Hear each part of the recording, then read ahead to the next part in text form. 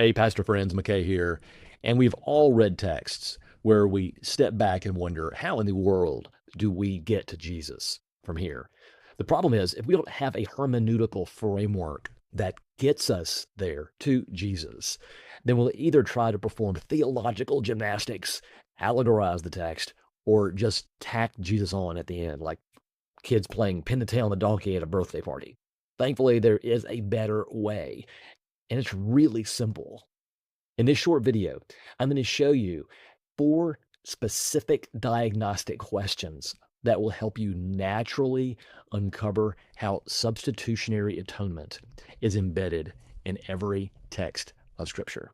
I call it the 4-question redemptive framework. And here's how it goes. First, is there a need for grace, help, or deliverance in some form in the text? What was the grace need of the original recipients is the issue. If we can find that link of a need for grace, we have a direct pathway to how that grace is fully met in the person of Jesus through his obedience and his sacrifice. Second, is there grace explicitly provided in the text? Does God actively step in to provide rescue, healing, or deliverance? And if that's in the text, then we have a direct link to how grace is ultimately found in the person of Jesus. So, what grace is needed in the text, what grace is provided in the text, and third, is there a command or expectation that needs to be fulfilled in the text? Some law, some command, expectation. If so, we have a direct link to how Jesus is the one who fulfills every command and expectation and law by loving God perfectly, loving neighbor perfectly, even enemies perfectly, unto death.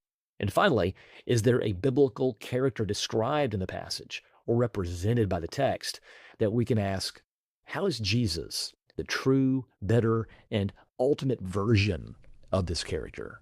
How is Jesus the true hero who not only fulfills the law by his perfect obedience, but satisfies justice through his substitutionary death?